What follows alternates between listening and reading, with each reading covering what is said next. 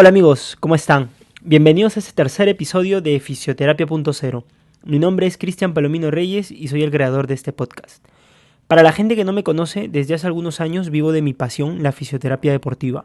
Actualmente me dedico a disminuir los factores de riesgo, a realizar tratamientos y a la readaptación de lesiones musculoesqueléticas en el club Sport Boys, equipo de la Liga Profesional de Fútbol en Perú.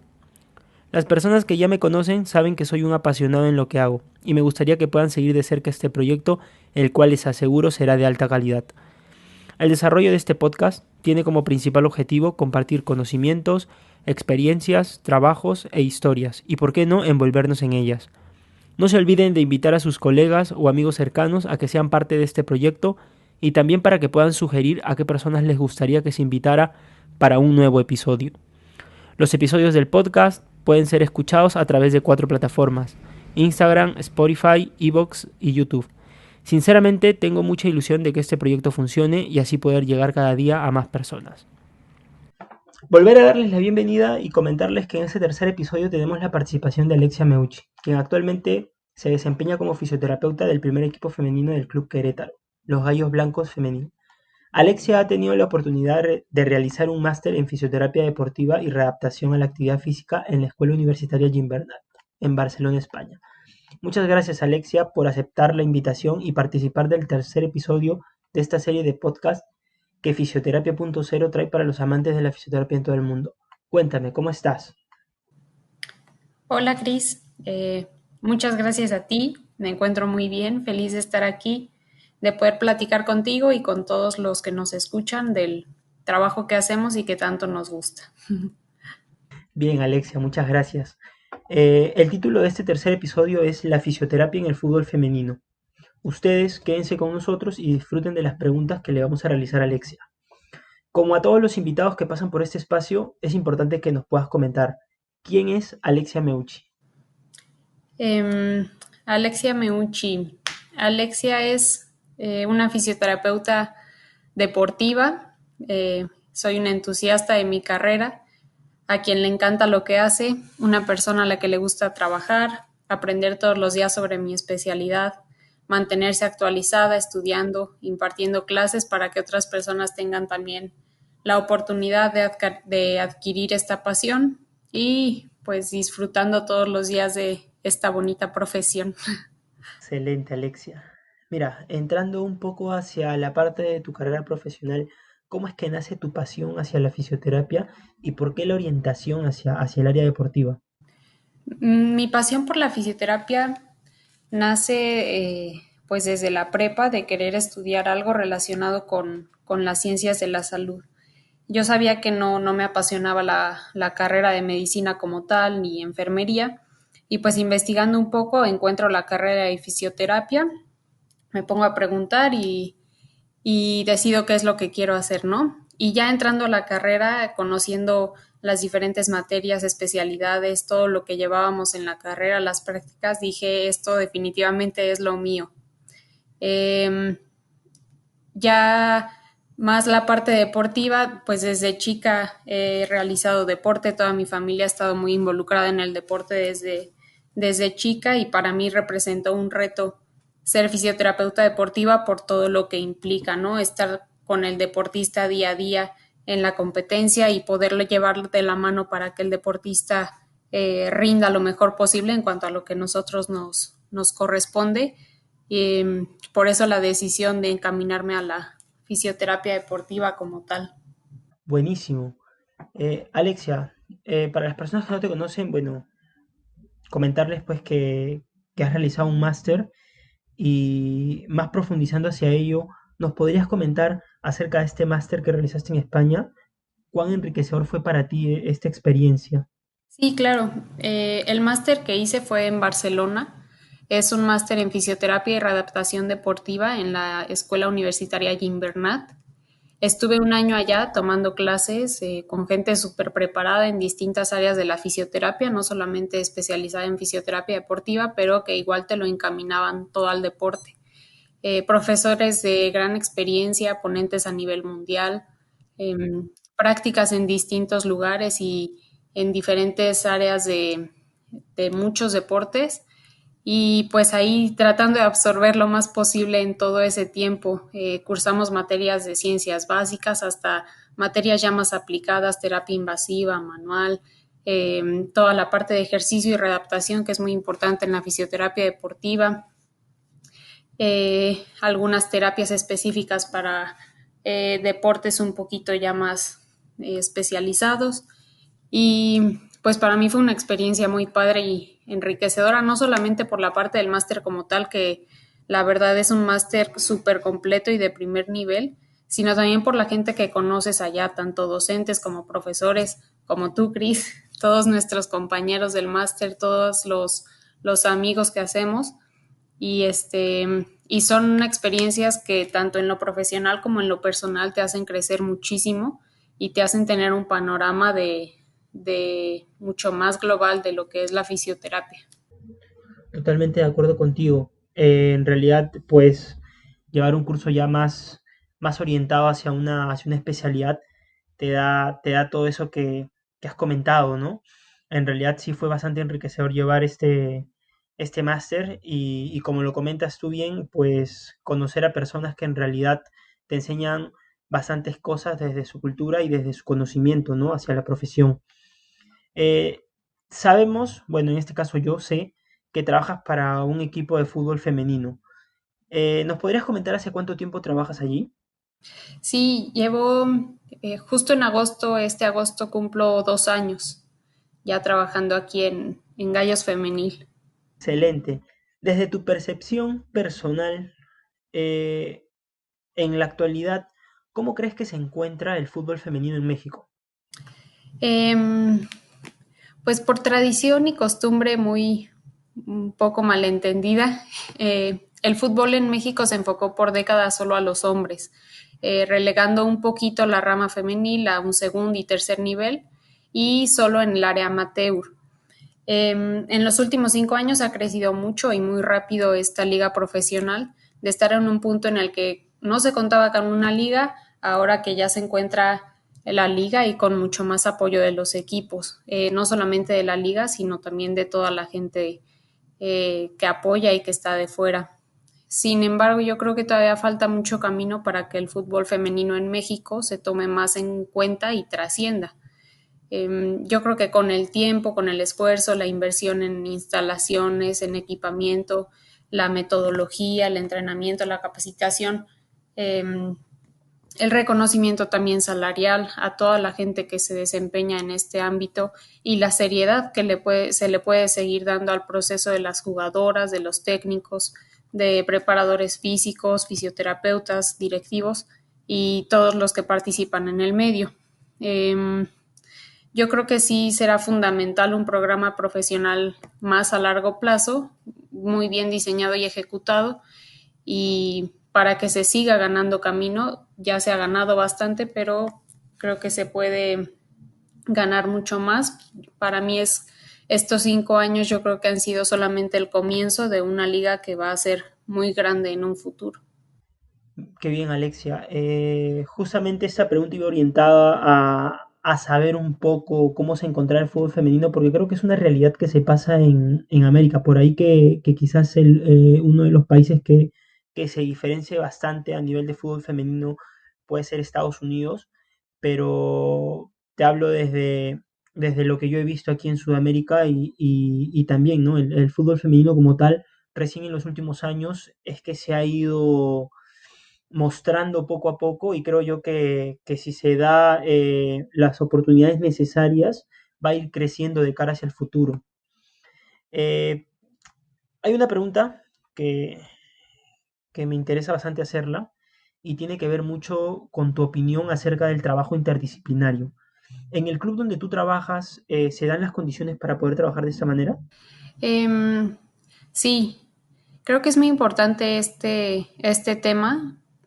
Una de las bases de nuestro trabajo como fisioterapeutas, a mi parecer, para que nuestro trabajo tenga éxito, es importante tener una buena relación con las diferentes áreas que van a involucrar al deportista. Aquí en Gallos sí se da mucho el trabajo multidisciplinario y se dan las condiciones para poder atender a las jugadoras entre todos los profesionales, tanto dentro de la salud como de fútbol como tal. Siempre estamos en estrecha comunicación la doctora, la nutrióloga, el preparador físico, los entrenadores y, en mi caso, pues la fisioterapeuta, para que todos los procesos, tanto de lesiones como de prevención, se lleven de la mano desde un principio hasta término para que resulten exitosos. Y aún ya en un proceso de término de alta, darle el seguimiento todavía con todo este tipo de atención, ¿no? Se sigue trabajando todo en un mismo conjunto para que la jugadora siempre esté rindiendo al máximo. Excelente. Es muy importante escuchar esto porque en realidad hoy en día, hablando a nivel de deporte, eh, ya sea amateur, profesional o de elite, pues no contar con un equipo interdisciplinario de cara al rendimiento del atleta, pues ya no se ve mucho, ¿no? Hoy en día ves en todo el mundo que se empieza a dar este trabajo inter y multidisciplinario entre todas las áreas y que en realidad ha ayudado mucho pues a que el atleta pueda rendir de una mejor manera en el deporte donde se desempeña, ¿no? Mira, hay una pregunta que me gustaría realizarte, adentrándonos un poco más hacia tu trabajo dentro del club. ¿Tú nos podrías mencionar cuáles son los ambientes donde se desempeña un fisio deportivo para la gente que nos escucha pueda tener esa información? Sí, claro. Eh, el fisioterapeuta deportivo, a mi parecer, debe estar en tres áreas. Eh, Debe estar en un consultorio, debe estar en un gimnasio o en un lugar en el que se pueda realizar la parte del ejercicio terapéutico y tiene que estar en campo. Eh, yo creo que dependiendo de la fase en la que se encuentre la lesión y el momento igual de la lesión, puedes estar variando un poquito más el tiempo que pasas en cada uno de estos escenarios.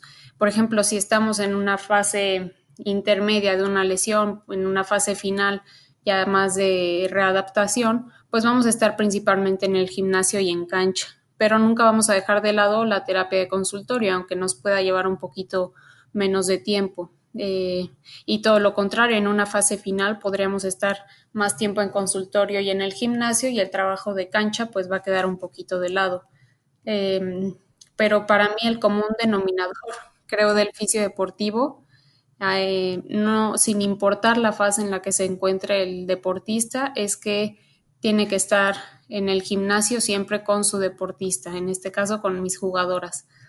Lo que sí podemos ir variando es la carga que le metamos al deportista, pero nunca dejar de lado el trabajo o el ejercicio como terapéutico como tal. Entonces, pues sí, como te digo, yo creo que va cambiando los tiempos que pasas igual en alguno de estos tres ámbitos, pero siempre lo fundamental es la parte del gimnasio o la parte del lugar en el que puedas hacer el ejercicio terapéutico. Muy buen aporte, Alexia. Y es más o menos como se trabaja a nivel de fútbol. Yo particularmente que también trabajo en fútbol, en este caso no femenino, sino masculino, eh, realizamos o orientamos nuestro trabajo hacia esas tres áreas importantes, ¿no? El área de gabinete o consultorio o área de fisio, como le llaman algunos, en donde pues se trabaja más la parte de aparatología, la parte más de técnicas manuales y todas esas herramientas que se manejan a nivel de consultorio. Pues la parte de gimnasio, como lo has mencionado tú, que es también bastante imprescindible. Hoy en día ves atletas que llegan y tienen que mejorar ciertos déficits o tienen que trabajar sobre ciertas estructuras personalizadas y pues llegan un poco más temprano quizás para realizar un trabajo más individualizado, ¿no? Y pues el trabajo de campo, como bien lo has mencionado, que está más orientado hacia la parte de readaptación, ¿no? Eh, Dentro de la parte de gimnasio, que es una parte interesante dentro de estos tres espacios donde el fisio deportivo se desempeña, ¿qué es lo que tú manejas con tus atletas de fútbol femenino en este espacio? Bueno, en el gimnasio podemos estar realizando como tú lo comentas, que lo trabajas, también lo realizamos aquí, es trabajo preventivo. La jugadora puede llegar antes o después, dependiendo del día del entrenamiento.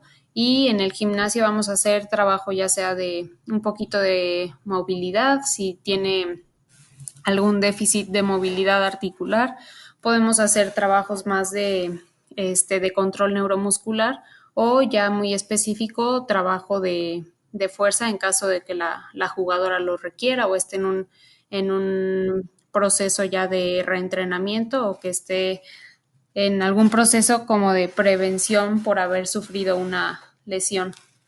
Y en el caso de las lesionadas, pues lo que vamos a hacer en conjunto con el PF, también para apoyarnos un poquito del tema de, sobre todo aeróbico, realizamos todo el trabajo aeróbico si la jugadora lo puede realizar, dependiendo de la condición que presente. Hacemos un poco trabajo de activación de core, miembros superiores en caso de que no pueda realizar trabajo de miembro inferior todavía.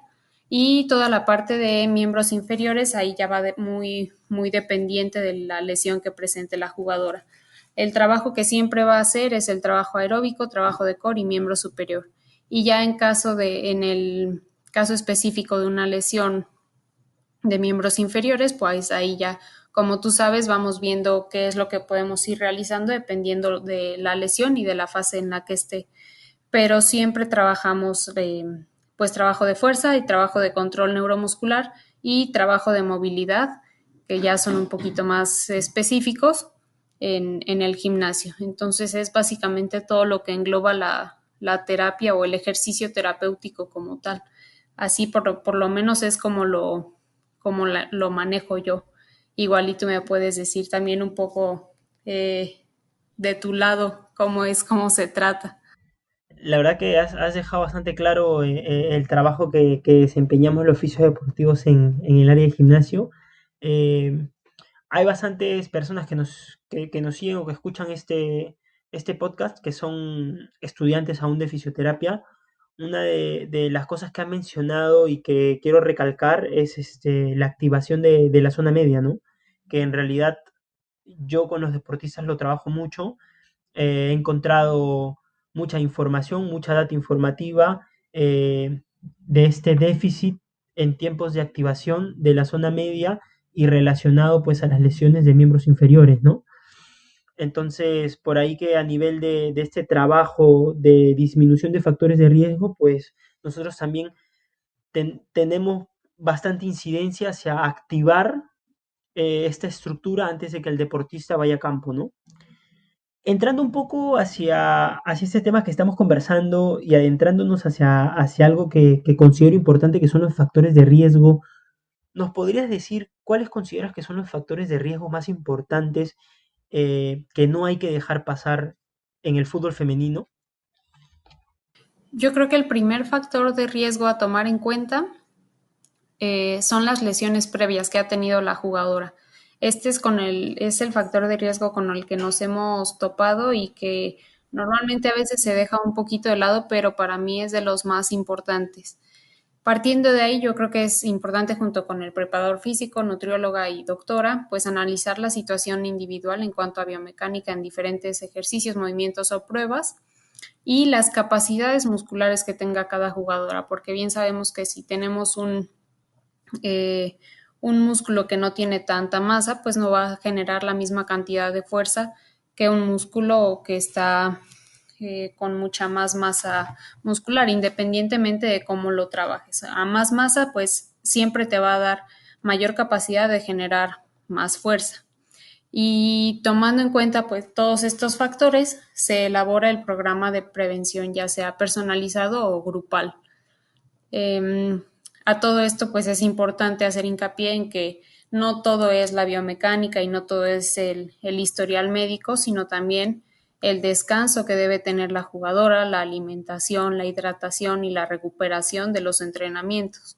Estos también son factores de riesgo muy importantes y pueden llegar a ser signos de alarma en dado caso de que una jugadora esté presentando, por ejemplo, fatiga, pues ahí ya te está dando un signo de alarma que tenemos que prestar atención. ya que sabemos que todo esto influye directamente en el riesgo de sufrir lesiones, sobre todo agudas.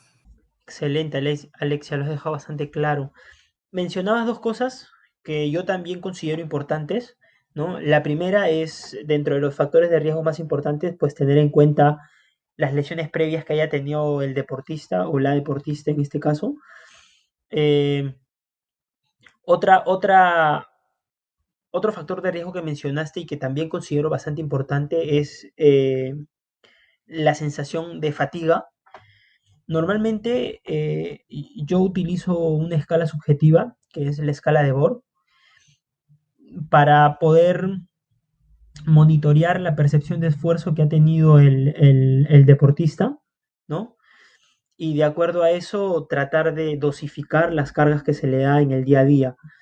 En ese sentido, ustedes en el equipo donde te encuentras, ¿realizan algún tipo de escala subjetiva o lo ven hacia algo más objetivo y cuantitativo, quizás, no sé, medir el índice del CPK o otras cosas? Sí, sí se realizan estos test, estas escalas. Esto normalmente lo lleva el preparador físico. Él es el que lleva toda la escala de RPE, de wellness, que son básicamente, por ejemplo, la de RPE, pues una escala de Borg, puede ser una escala de Borg modificada. Y aparte, la ventaja que se tuvo en este último año es que la liga proporcionó los WIMUS, que son los GPS que te van dando todo el análisis del entrenamiento, digo, todo el análisis del entrenamiento de la jugadora y te va arrojando los datos individuales.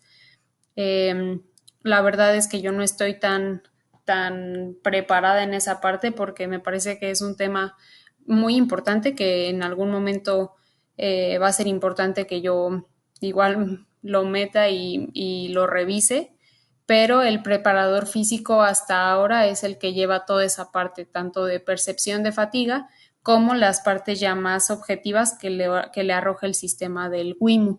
Buenísimo, buenísimo. Justamente este sistema de GPS se está utilizando bastante, bueno, en el fútbol masculino hoy en día a nivel mundial y en fútbol de élite, pues lo ves en todos los equipos. La mayoría de ellos, pues lo que hacen es dosificar las cargas de entrenamiento a través de estos sistemas de GPS que te arrojan, pues, datos de distancias recorridas, de cuántos sprints realizó el deportista y una infinidad de cosas que en realidad esos datos acumulados, pues, te van generando data importante para que tú puedas dosificar y planificar el trabajo, inclusive individualizado y por posición del deportista en el campo, ¿no? Sí, claro. Cuéntanos, Alexia, ¿qué evaluaciones realizas tú, en este caso, en las deportistas del club donde trabajas y por qué? Mm, Normalmente realizamos, por ejemplo, evaluaciones y pruebas al inicio de la temporada, bueno, antes de que inicie la pretemporada. Realizamos algunos test de FMS, no todos. Realizamos hop test, igual y hay veces que por tiempo tampoco hacemos todos. Podríamos hacer uno o dos de los hop test.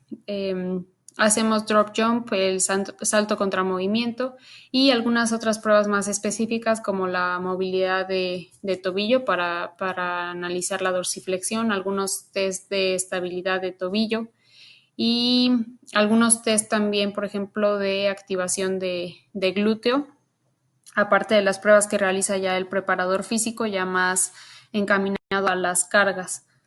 Eh, Cuando damos el alta de una jugadora, también realizamos, dependiendo de la lesión, realizamos otro tipo de pruebas, pero que normalmente van englobadas en esto, ver movilidad, ver capacidad de fuerza o potencia y ver la estabilidad en general de la jugadora. Que, bueno, al final realizamos estas pruebas para tener un panorama un poquito más completo de nuestra jugadora, ya que igual y no contamos con tanto equipo que podría ser un poco más objetivo. Si bien sabemos que, por ejemplo, algunas pruebas de estas no son tan específicas o que igual ya no tienen tanta evidencia como es el FMS, yo creo que es una buena herramienta si la tienes disponible que te puede arrojar información, aunque sea un poco subjetiva, te puede arrojar información y tú puedes tomar de cada prueba cada tipo de información que te arroja y eso correlacionarlo con las otras pruebas que realiza el preparador físico, con lo que te dice la nutrióloga, con lo que te dice el historial médico y así yo creo que podrías generar bastante bien un documento o una relación de cómo está tu jugadora ya con base a estas pruebas y al análisis completo de toda la información que tienes. Alexia, habías mencionado algo súper importante con respecto a lo que era la parte evaluativa a nivel de la pretemporada, que es algo que también nosotros realizamos en el club. Nosotros pues realizamos evaluaciones para ver cómo llegan los deportistas de esa para que ha habido a fin de año y de acuerdo a esto generar una planificación y generar un reacondicionamiento, ¿no?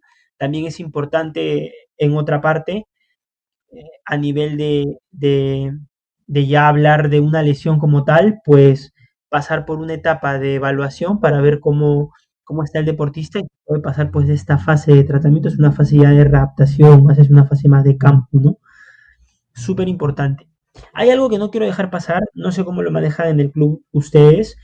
Uno de los factores de riesgo que se menciona en la literatura es a nivel de fútbol femenino, pues es este periodo en el que el atleta pasa por lo que se llama pues la menstruación, ¿no? En ese sentido hay todo un cambio hormonal y se inciden o hay una mayor incidencia de lesiones cuando el deportista está pasando por este proceso. ¿Nos podrías mencionar en base a tu experiencia si has tenido la oportunidad de que haya sucedido en tu club alguna lesión de algún atleta que esté cursando con este periodo de menstruación y que haya sufrido una lesión? Sí, claro, de hecho sí es bastante común. Mm, He tenido ya inclusive una lesión de cruzado que se dio en la etapa en el ciclo menstrual, justo en la etapa de menstruación. He tenido lesiones musculares grado 2 que también se dan cuando la deportista está cursando por esa fase y sí es algo muy documentado, es algo que de hecho en varios clubes de Europa ya se está trabajando de cómo dosificar las cargas para que la jugadora en esos días esté en condiciones óptimas porque ya sabemos que es un factor de riesgo pues sí, ya muy documentado, muy marcado. De hecho, sí, en cuanto tenemos alguna lesión, siempre, por lo menos yo, igual como por un poquito de esta parte de curiosidad, si pregunto, ¿estabas en la menstruación cuando te lesionaste? Y es muy común que la respuesta sea que sí. Excelente. La verdad que era una duda que tenía, porque como tú lo mencionas, es algo que en la literatura se encuentra, pero ¿quién más que tú que está trabajando en este ámbito de fútbol femenino para darnos una opinión? Eh, Habíamos hablado de todo este tema de factores de riesgo y bueno, la palabra que siempre se encuentra en la literatura para referirnos a esto es prevención de lesiones. Yo actualmente ya no uso la terminología prevención de lesiones, sino disminución de factores de riesgo. Pero en la literatura, en la mayoría de literatura, se encuentra el término prevención de lesiones. ¿Nos podrías mencionar cuáles son esos niveles de prevención y cómo es que en tu club se manejan? Claro. En el club lo que hacemos es, tenemos tres niveles de prevención, una prevención primaria, secundaria y terciaria. En un nivel primario lo que vamos a hacer es que vamos a analizar todos los factores como los que comenté hace rato del descanso que tiene la jugadora, el calentamiento antes del entrenamiento, la hidratación, la alimentación, todos los factores que pueden ser un poquito más que le corresponden a la jugadora. Ahí es el nivel primario, cuando la jugadora no ha sufrido ninguna lesión, no vemos ningún riesgo aparte del que te da el deporte, más que cuidar toda esa parte de alimentación, hidratación, todo lo que comenté. En un nivel secundario, ¿qué es lo que vamos a hacer? Tomamos, por ejemplo, todas las evaluaciones que hicimos, tomamos el historial clínico, el historial médico y analizamos, bueno, tenemos este factor de riesgo por un déficit de activación, tenemos este factor de riesgo por un déficit de fuerza o un déficit de control neuromuscular, ya sea de activación o de déficit como tal. Y en base a este análisis hacemos grupos, ya pueden ser grupos tanto de movilidad, de control neuromuscular o de fuerza. Ya divididos estos grupos, ya se les deja rutinas específicas para el déficit o la parte de mejora que se puede hacer en cuanto a su biomecánica o por historial clínico igual. Y en cuanto a una prevención terciaria, es cuando ya tenemos una jugadora que se lesionó, ya está de alta y se queda con un programa preventivo para evitar una recidiva de esa lesión o hasta una afección secundaria que pueda surgir por la lesión que tuvo. Es decir, si tenemos una jugadora que dimos de alta por una cirugía de cruzado anterior, pues siempre ya sabemos que necesitamos mantener ese mismo estímulo con el que la dimos de alta o inclusive aumentarlo en cuanto a fuerza, control neuromuscular, la activación del core, toda la activación de miembros inferiores, dejarle una rutina muy bien preparada junto con el preparador físico por el tema de las cargas que pueda llevar en el entrenamiento y evitar, por ejemplo, alguna afección secundaria que luego pasa que das de alta a un paciente por un cruzado anterior y al tiempo se tiene una ruptura, no sé, fibrilar de isquiotibiales. Entonces también disminuir todos los riesgos de afecciones secundarias que te pueda llevar una lesión primaria. Buenísimo, Alexia. La verdad que ha quedado más que clara tu explicación. No tendría por qué agregar algo más. Al inicio habíamos hablado un poco de esta realidad que se vivía a nivel de México y quizás a nivel de Sudamérica con respecto a lo que era el fútbol femenino, ¿sí? Por el tema del apoyo y por diferentes motivos. Hablando de esto, ¿qué mejoras crees tú que se deberían dar o qué apoyo necesitaría el fútbol femenino para que pudiera estar en lo más alto, en lo más grande? Sí, como lo comentas, creo que la situación del fútbol femenino en toda América Latina es muy similar. Yo creo que las mejoras que se pueden hacer va desde los sueldos, el apoyo económico en general, los patrocinios. Hay equipos que sí invierten mucho aquí en México en femenil y hay otros que apoyan menos y hay veces que en el torneo sí se llegan a ver esas diferencias. Afortunadamente en el club en el que me encuentro ha ido creciendo y cada vez hay más apoyo. Y esto se da también porque las jugadoras han trabajado por ello y no solamente las que están ahorita, sino de las generaciones anteriores, de las que tampoco les tocó una liga, pues han estado luchando y han estado trabajando para conseguirlo. Yo creo que las mejoras que se pueden hacer es trabajar también en unas fuerzas básicas femeniles que permitan esa visión a largo plazo, o sea, tener ese proceso que normalmente los hombres tienen de estar desde una sub 12, sub 13 hasta una sub 20 y de ahí a una primera división, que ya es un trabajo mucho más ordenado y estructurado. Yo creo que también se debe ir generando conciencia de que la jugadora, así como un hombre podría dedicarse al fútbol con todas las condiciones de seguir estudiando, como ya se está dando también en el fútbol varonil, y prepararse en otras actividades profesionales, pero que también se dé esa idea de que una mujer se puede dedicar al fútbol, como ya se da en el caso de los hombres.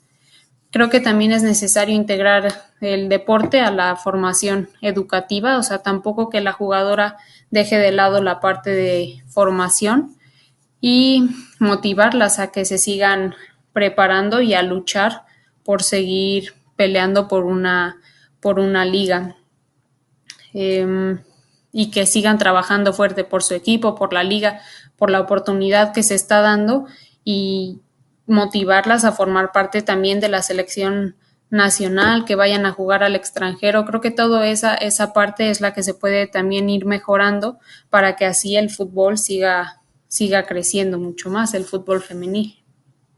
Conociendo y valorando tu experiencia en el club donde trabajas, eh, ¿cuál ha sido la lesión más complicada que te ha tocado enfrentar y por qué? La lesión más complicada. Yo creo que todas las lesiones para mí tienen como su chiste, ¿no? O sea, para mí una lesión nunca va a ser como, ay, esto fácil ni nada. Yo creo que cada lesión tiene su chiste y también porque depende mucho de la persona, pues tú también lo sabes bien, puedes tener una misma lesión en dos jugadores diferentes y en una te va a resultar hasta igual y antes del pronóstico que tenías y otra puede ir un poquito más a tiempo o hasta un poquito desfasada. En este sentido, la más difícil para mí sería una lesión que tuve casi cuando llegué, una lesión de la unión miotendinosa de, de la porción larga del bíceps femoral. Fue una lesión complicada porque pues fue una lesión grado 2, fue una ruptura miofibrilar.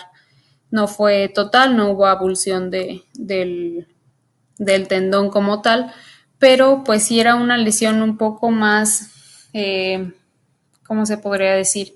Más, más complicada de lo que aparentaba por la misma lesión del tejido mioconectivo.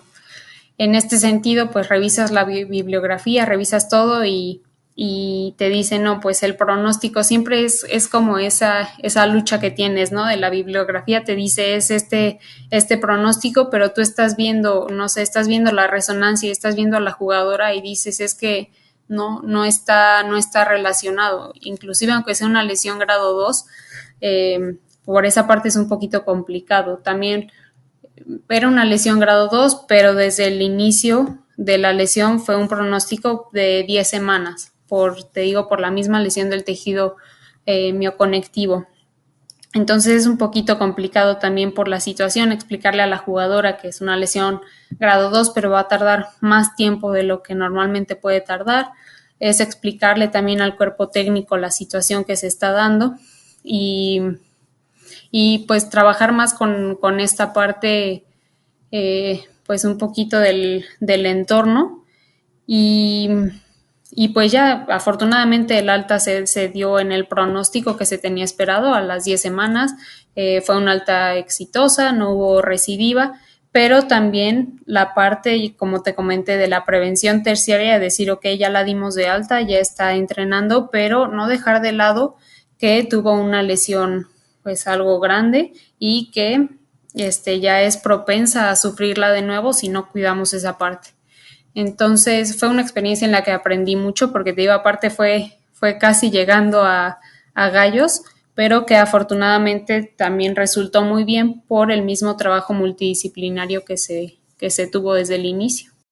Y en realidad, como tú bien lo comentas, es muy difícil mencionar en realidad una lesión específica porque cada persona, cada cuerpo es totalmente diferente, cada abordaje posiblemente no sea el mismo, si bien es cierto la literatura te dice A y cuando tú estás en el escenario y en base a experiencias, pues no necesariamente tiene que ser A, a veces es A más B y pues hay que ir viendo qué es lo mejor, porque al final hacia donde vamos es justamente a que el atleta pueda volver a realizar su actividad deportiva, como tú bien lo has mencionado, no descuidando que si ha tenido una lesión, pues digamos, este jugador ya está y vuelve a entrenar y ahí acaba mi trabajo. No, volver a hacer el control y seguimiento que es súper importante tras una lesión.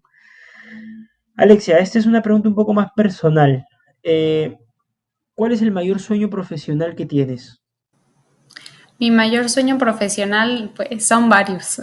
Este, tengo la idea de estudiar otra maestría, otra especialidad. Tengo la idea de estudiar un doctorado. Aún no sé muy bien en qué, pero sí tengo la idea de a largo plazo conseguirlo.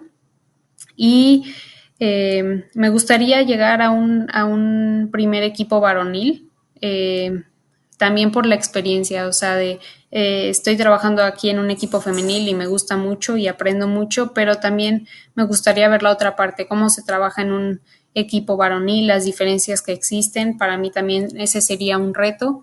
Eh, ¿Por qué no también llegar a selección nacional, trabajar en otro país, ya sea mis deportes favoritos siempre han sido fútbol y básquetbol.